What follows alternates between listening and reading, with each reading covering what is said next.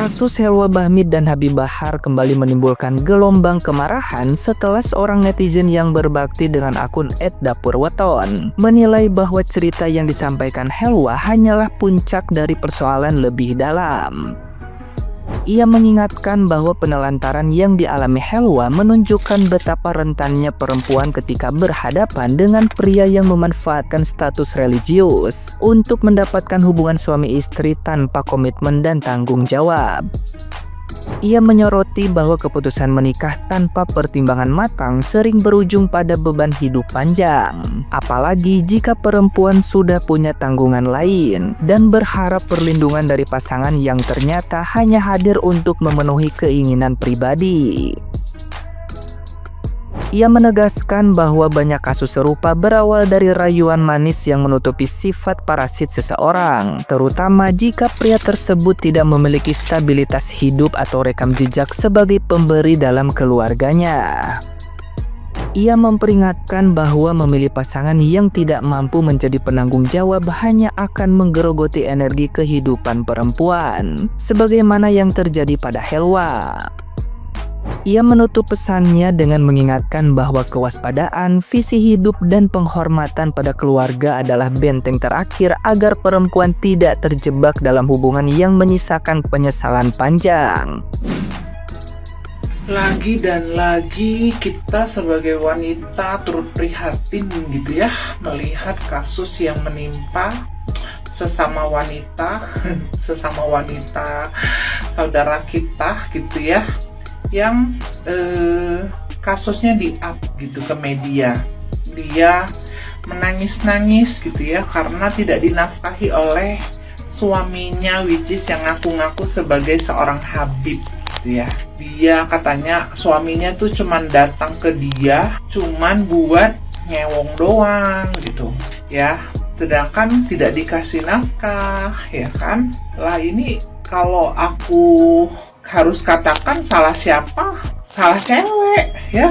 Kita sebagai cewek makanya ya kan hati-hati dalam memilih pasangan. Sekali kamu salah memilih pasangan, susahnya kamu tuh seumur hidup. Apalagi kalau sampai sudah punya anak nih.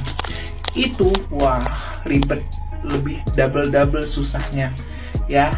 Jadi kenapa orang tua kita tuh selalu mengingatkan kita berhati-hati dalam mencari pasangan gitu ya, karena pasangan yang salah wanita itu hidupnya susah seumur hidup itu guys ya. Jadi gak usah kemakan lah dengan omongan-omongan cinta para lelaki buaya gitu ya.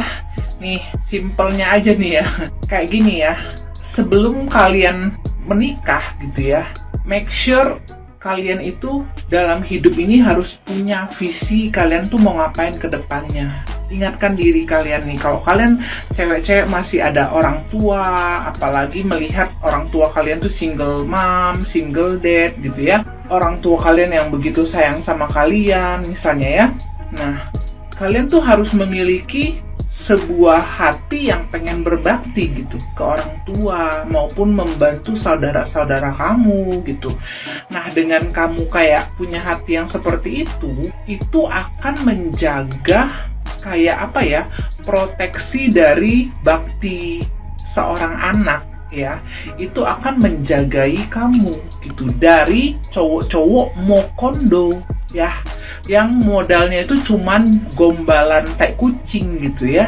Kalau kalian tidak punya kasih gitu ya, kepedulian kepada keluarga, itu rata-rata kebanyakan ya orang-orang yang terjebak dalam pasangan yang salah biasanya adalah mereka yang terlalu selfish dan hanya memikirkan dirinya sendiri ya, memikirkan hasratnya sendiri, kebutuhannya sendiri, maka dia akan sangat mudah kemakan omongan bualan para buaya darat di luar sana ya, yang jago-jago.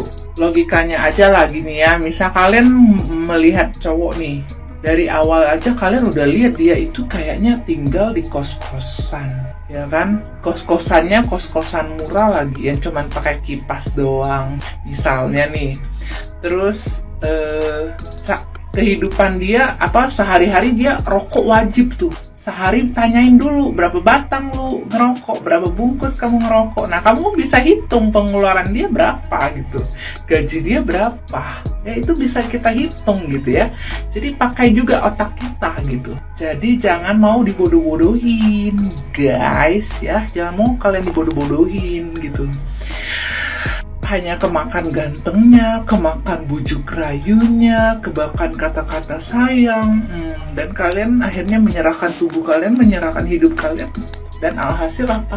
Penyesalan seumur hidup, ya seperti itu. Ya kalau seorang pria, ya tips memilih pria yang berpotensi gitu ya, menjadi suami yang baik dan bertanggung jawab gitu. Salah satunya sederhananya gitu ya. Dia itu biasanya memikirkan keluarga, peduli dengan keluarga. Kalau dia hanya memikirkan diri sendiri, sama keluarga aja tidak akur, ya kan, terkenal sebagai saudara yang pelit gitu. Berarti terhadap kalian pun dan keluarga kalian pun sama seperti itu gitu. Kenapa kita harus memilih suami yang baik gitu ya? Karena kalau suami yang sifatnya itu parasit secara ekonomi, dia tidak mungkin bisa memberikan kita kebahagiaan gitu, tapi dia juga tidak bisa memberikan kita energi kehidupan gitu. Kebayang nggak kalian menikahi seorang suami yang misalnya nih dia masih dibantu sana sini sama saudaranya, apalagi kalau kerjaannya itu seorang ustadz atau apa gitu ya, yang makan uang jemaat kayak gitu. Ya gimana ya? Mikir-mikir lagi gitu, mikir-mikir lagi kalian untuk melangkah ke arah selanjutnya gitu ya, seperti itu ya. Harus kayaknya sekarang banyak deh di TikTok ya, tips-tips mencium bau-bau mokondo itu gimana caranya gitu ya.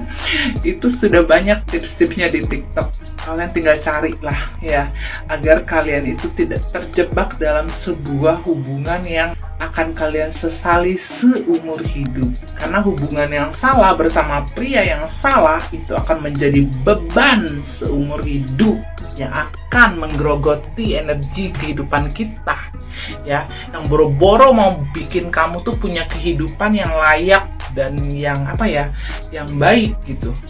Kamu bisa hidup panjang umur pun susah kadang-kadang. Karena apa? Karena suamimu tipe yang peminta bukan pemberi ya. Suami yang baik itu seseorang yang layak kalian nikahi itu adalah seorang pemberi ya. Pemberi, provider. Dia provider ke adik-adiknya, dia provider ke keluarganya, dia peduli ke sesamanya. Nah, orang-orang seperti itu dijamin adalah suami yang baik, sabar, dan tidak akan yang ditemukan namanya kasus KDRT, pembunbunan, kayak gitu ya kan sekarang banyak tuh ya, pacaran-pacaran nyawa melayang gitu. Tips menciumnya simple gitu. Dia tipe yang apa? Dia usianya berapa? Dia di usia seperti seumur kayak gitu, pencapaian dia apa? Kalau dia udah ada umur tapi masih kerja sama orang, artinya there's something wrong dengan cara hidup dia gitu ya. Ada sesuatu yang salah dengan cara hidup dia. Dengan ibaratkan kalau dia belum selesai dengan dirinya sendiri gitu, dia akan menjadi suami yang parasit gitu, yang hanya menggerogoti energi kehidupan dari kalian gitu. Untuk orang tipe-tipe yang seperti itu, saran dari aku sebaiknya jangan dinikahin ya. Ngapain habisin waktu dan energi dan waktu kalian kayak gitu. Yaudah, thank you for watching. Nah, gimana nih menurut netizen yang terhormat? Silahkan berkomentar ya.